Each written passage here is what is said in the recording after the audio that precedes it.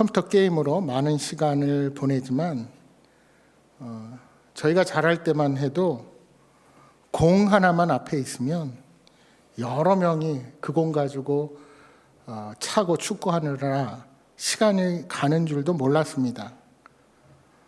어린 시절 동네 어귀에서 공을 차며 또는 구슬치기를 하며 친구들과 놀던 때를 한번 생각해 보십시오.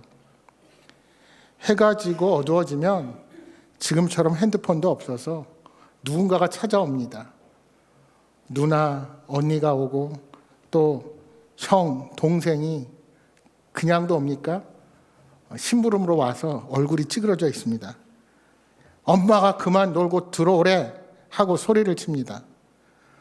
그러면 놀고 싶은 마음은 가득하지만 억지로 집으로 끌려가야만 했습니다. 한 번은 제가 친구들과 집 앞 놀이터에서 축구를 하고 있었습니다. 너무나 재미있게 놀고 있는데 아파트 베란다를 통해서 멀리서 익숙한 음성이 들립니다. 어머니가 야, 이 녀석아, 이제 그만 놀고 밥 먹어라, 빨리 들어와 하는 목소리였습니다. 그때는 간섭받지 않고 놀고 싶은 대로 마음껏 노는 친구들이 그렇게 부러울 수가 없었습니다. 하지만 이제 와서 생각해 보면 어둑해지는 저녁마다 따뜻한 밥상을 차려놓고 불러주는 그런 가족이 있어서 행복한 순간으로 기억하게 됩니다. 여러분, 이제 크리스마스를 며칠 앞둔 주일입니다만 보통 크리스마스 하면 세상의 많은 사람들은 선물과 축제 또 노는 것을 생각하지요.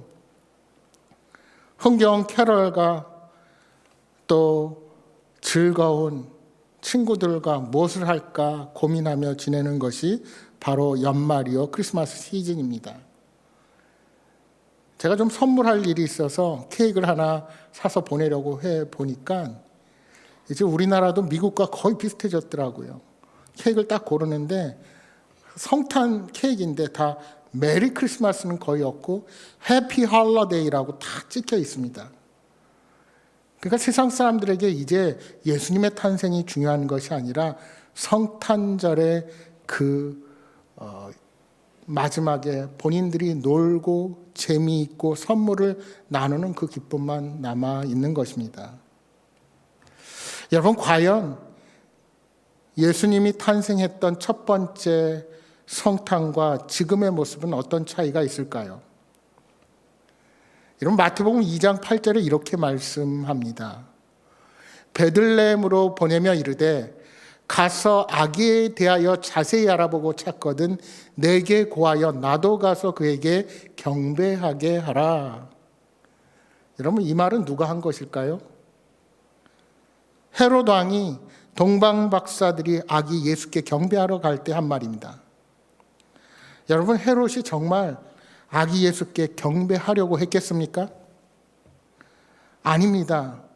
동방 박사가 아기 예수님을 경배하고 돌아갈 때 꿈에 헤롯에게로 돌아가지 말라 하는 지시함을 받아 다른 길로 고국으로 돌아갑니다.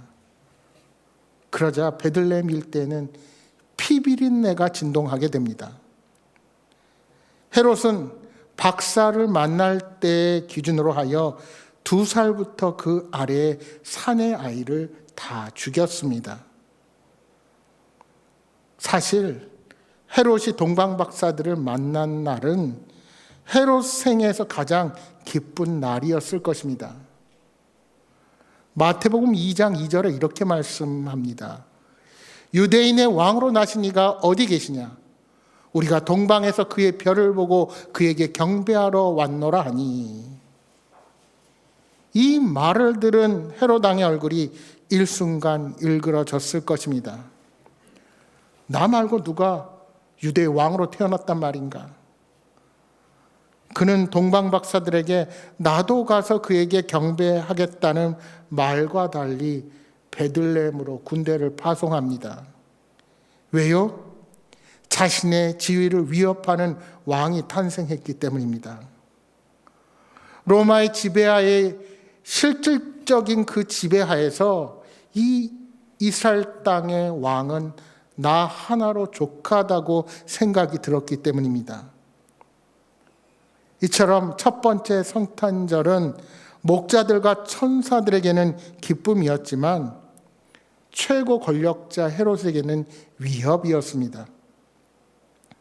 예수 그리스도의 탄생으로 베들레헴 일대에 수배령이 내려지고 그 땅은 슬픔의 땅으로 일순간 변화하고 말았습니다. 이제 예수님과 그의 가족들은 헤롯 왕이 죽기까지 애굽으로 피신해 있을 수밖에 없었습니다. 그렇게 아기 예수님은 집 없는 난민으로 탄생했습니다. 베들레헴과 그 지경의 모든 산의 아이들은 죽임을 당했습니다. 걸음마를 떼고 말을 배우기도 전이었습니다. 속된 말로 한 마을의 폭망이었습니다. 그러니까 예수님의 탄생은 이렇게 한 마을의 팡파르가 아닌 비명과 슬픔을 가져다 준 것입니다. 곡소리가 하늘을 찔렀고 아비 규환이 따로 없었을 것입니다. 고난과 고통의 서곡이었습니다. 여러분, 하나님의 나라는 그렇게 이 땅에 찾아왔습니다. 바로 이것이 첫 번째 크리스마스의 역설입니다. 오늘 본문의 호세아 선지자는 아버지와 아들의 비유를 통해 이스라엘과 하나님의 관계를 비유합니다. 이스라엘이 아버지이신 하나님에게 어떻게 행했는지, 하나님이 그런 이스라엘을 어떻게 참고 기다리셨는지를 잘 보여주는 말씀입니다. 호세아 선지자는 오늘 본문 1절에서 이스라엘이 어렸을 때 하나님께서 그들을 사랑하여 애굽에서 불러내셨다고 말씀합니다. 선지자는 하나님께서 이스라엘 백성들을 애굽에서 불러내신 출애굽 사건을 통해서 백성들은 바른 길로 부르시며 이끄시는 하나님의 모습을 말씀하고 있습니다. 호세아는 이스라엘을 택하시고 돌보시는 하나님의 사랑을 표현하고 있는 겁니다. 그런데 더욱 놀라운 것은 오늘 본문 호세아서 11장 1절의 말씀은 마태복음 2장 15절에 인용되고 있다는 것입니다. 헤롯 왕의 핍박을 피해 아기 예수님께서 애굽에 피난 가셨다가 이스라엘로 돌아온 사건의 때에 인용되는 구절이 바로 오늘 우리가 읽은 호세아 11장 1절의 말씀입니다. 아브라함으로부터 시작된 믿음의 가문, 즉 야곱의 가족들을 흉년을 피해 애굽의 요셉에게로 보내신 하나님께서 이제 온 인류를 구속하시기 위하여 아기 예수님을 애굽 가운데로 보내셨습니다. 하나님은 야곱의 가족들을 애굽이 간 지 400년이 넘은 시점에 그들을 다시 이끌어서 큰 민족을 이루게 하셨고 다시 약속의 땅 가나안으로 이끌어 주셨습니다. 마찬가지로 하나님은 이제 때가 되어 피난 가신 아기 예수님을 다시 유대 땅으로 부르시어 인류 구원의 십자가의 길을 걷게 하신 것입니다. 여러분, 하나님께서 이스라엘을 택하신 이유는 그들이 뛰어나고 능력이 있어서가 아닙니다. 그저 그들을 사랑하셨기 때문입니다. 하지만 이스라엘은 하나님의 놀라운 사랑을 받고도 하나님을 외면했습니다. 그들은 약속의 땅에서 선지자들을 통해 말씀하시고 가르치신 하나님의 뜻을 멀리하고 우상을 가까이 했습니다. 오늘 본문 3절에 이렇게 말씀합니다.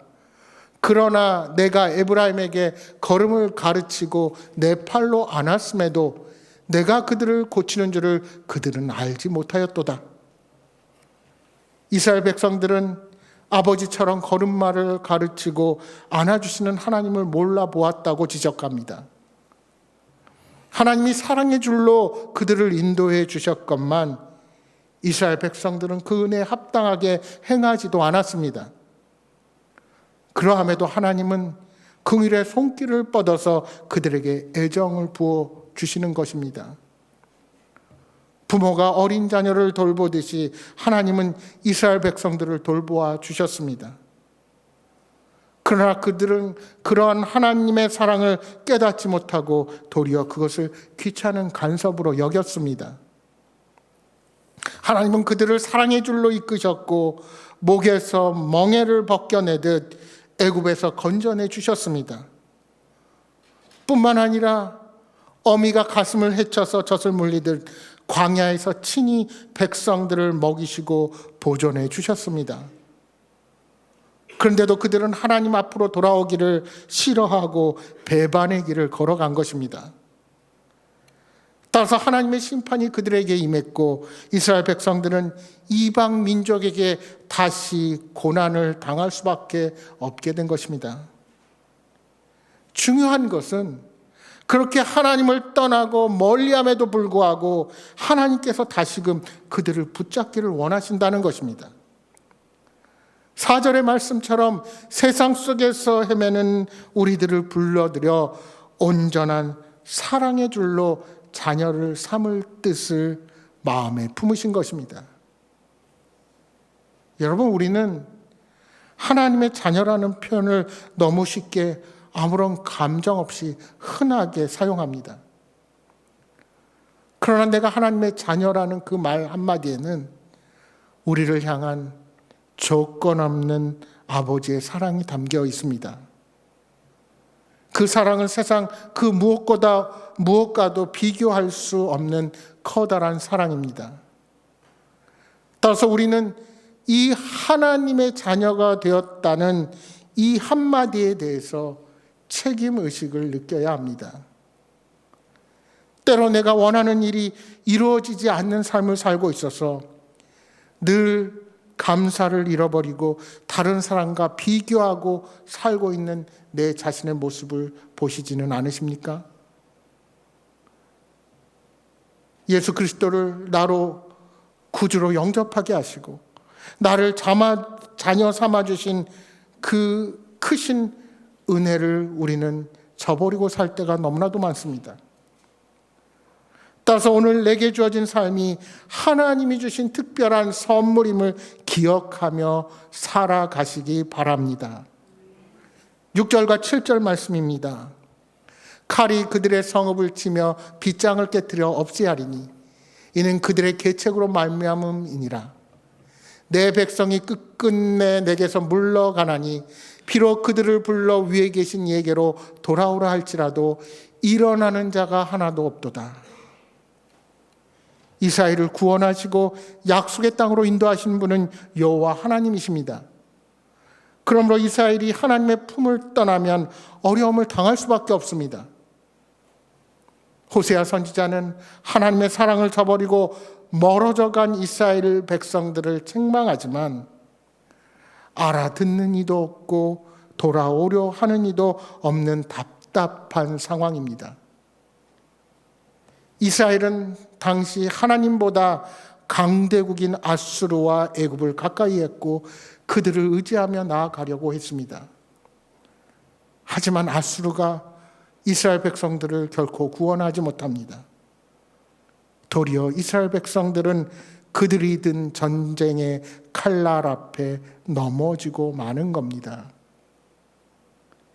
여러분, 하나님을 인정하지 않은 채 사람의 머리로 세우는 계획들은 아무런 의미가 없습니다. 그 계획들은 언젠가 부메랑이 되어서 내 자신에게로 돌아오게 될 것입니다. 따라서 하나님의 통치를 믿고 하나님의 주권을 인정하고 그분의 손에 우리의 인생을 맡기는 것, 그것이 바로 예수를 믿는 우리들이 걸어가야 할 길입니다. 여러분, 오늘 이 땅을 살아가면서 여러분은 누구를 의지하고 살아가십니까? 여러분, 미국도 중국도 우리가 의지할 세력이 되지 못합니다. 세상의 권력자들, 내가 좋아하는 정치인들, 그들이 여러분에게 무엇을 해줄 것으로 착각하지 마십시오. 정권이 바뀌고 권력이 바뀐다고 내게 얼마나 이득이 될 수 있습니까? 오늘 우리들의 삶을 낮추고 높이는 것, 그 모든 것은 하나님의 손에 달려있다는 사실을 우리가 결코 잊어서는 안 됩니다. 하나님이 아닌 내 손에 움켜쥐고 놓지 않으려는 잠시 잠깐의 세상의 부와 명예와 세상의 모든 권력들은 때가 되면 다 부질없이 다 허무하게 한순간에 다 사라져 버리고 말 것입니다. 하나님이 아닌 다른 것들을 의지하면 우리는 하나님의 백성으로 온전히 살아갈 수 없습니다.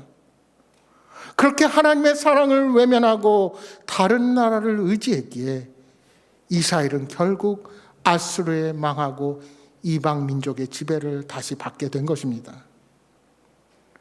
그들이 강대한 나라를 의지함으로써 풍요와 자유를 구하지만 정반대의 결과를 맞이하게 된 것입니다. 여러분, 우리 믿음의 백성들이 하나님이 허락하신 그 나라에 가기까지는 이 땅의 많은 유혹과 시험을 통과해야 합니다. 여러분, 성도는 예수 그리스도의 인도함이 없으면 한순간도 이러한 유혹과 핍박 앞에서 견뎌낼 그런 힘이 없는 연약한 자들에 불과합니다. 주님의 인도하심을 외면하고 내 스스로 내 능력을 믿고 의지하고 홀로 이 세상길을 걸어가다가 세속적인 즐거움에 빠져 살게 되고 달콤한 유혹에 걸려 허송세월을 하게 될 것입니다. 그러다가 험한 나그네 세월을 지나 인생이 화살같이 빠르게 지나간다는 것을 깨닫게 될 때는 우리가 후회 앞에 설 수밖에 없을 것입니다. 여러분, 하나님에게서 멀어지는 것은 결코 진정한 자유가 아닙니다. 오히려 우리는 세상의 노예가 되어 원하지 않는 곳으로 이끌려 다니게 될 뿐입니다. 잠시 잠깐의 기쁨과 쾌락을 원했지만 우리에게 돌아온 것은 더 크나큰 쓰디쓴 아픔과 고난일 것입니다. 여러분, 우리는 고난 가운데 있는 자에게 손을 내미시는 하나님을 외면해서는 안 됩니다. 오늘 본문 8절 말씀에 아드마와 스보임은 소돔과 고모라의 심판 때 함께 멸망당한 성읍들의 이름입니다. 그 성읍들은 완전히 멸망당했지만 하나님은 이스라엘 백성들을 결코 버리시지 않으십니다. 여기 하나님의 긍휼이 불붙듯하다 하는 말씀은 주의 자비를 바라는 모든 자들에게 큰 소망과 위로를 주는 말씀입니다. 이사야서 42장 3절에 이렇게 말씀합니다. 상한 갈대를 꺾지 아니하며 꺼져가는 등불을 끄지 아니하고 진실로 정의를 시행할 것이며, 하나님은 상한 갈대를 꺾지 않으시고 꺼져가는 등불을 끄지 아니하시는 인자가 풍성하신 하나님이십니다. 이사야 42장 7절에는 이렇게 말씀합니다. 내가 눈먼 자들의 눈을 밝히며 갇힌 자를 감옥에서 이끌어내며 흑암에 앉은 자를 감방에서 나오게 하리라. 결국 주님께서는 눈먼 자들의 눈을 밝혀주시고 갇힌 자들을 이끌어내셔서 싸매시고 어루만져서 회복시켜 주실 것입니다. 하나님은 이스라엘의 배반과 반역에 분명히 분노하시는 분이시지만 오히려 그 분노와 함께 긍휼의 마음은 더 뜨겁게 불타오르는 분이십니다. 그렇게 하나님은 다시 한번 참으시고 이스라엘 백성들을 회복시켜 주시는 것입니다. 9절 말씀에 이렇게 말씀합니다. 내가 나의 맹렬한 진노를 나타내지 아니하며 내가 다시는 에브라임을 멸하지 아니하리니 이는 내가 하나님이요 사람이 아님이라. 내 가운데 있는 거룩한 이니 진노함으로 내게 임하지 아니하리라. 여러분, 하나님과 사람의 차이점 중에 하나는 용서의 능력입니다. 인간은 감정적으로 화를 내고 그리고 나서 대부분 후회하죠. 그런데 후회는 후회로 그칠 뿐 회개로 잘 이어지지 못합니다. 반면에 하나님의 분노는 의로운 분노요, 죄에 대한 분노입니다. 그래서 분노를 멈추고 용서를 선택하실 때는 완전하게 용서하시는 분이십니다. 죄를 미워하지만 하나님이 선택하신 백성은 끝까지 붙드시는 것입니다. 그 사람의 허물, 그 사람의 약점을 공격의 도구로 삼는 인간과는 완전히 다른 분이십니다.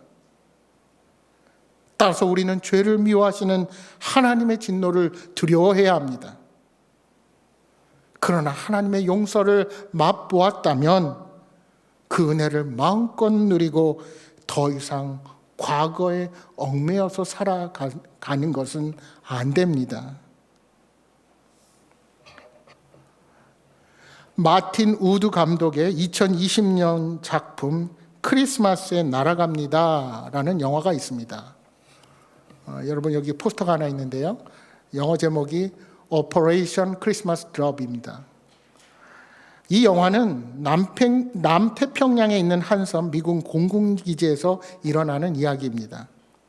이 기지에서 근무하는 앤드루 대위와 조종사들은 주변 섬에 물자를 공급하는 일을 하고 있습니다. 그리고 해마다 성탄절이 되면 특별한 일을 진행합니다.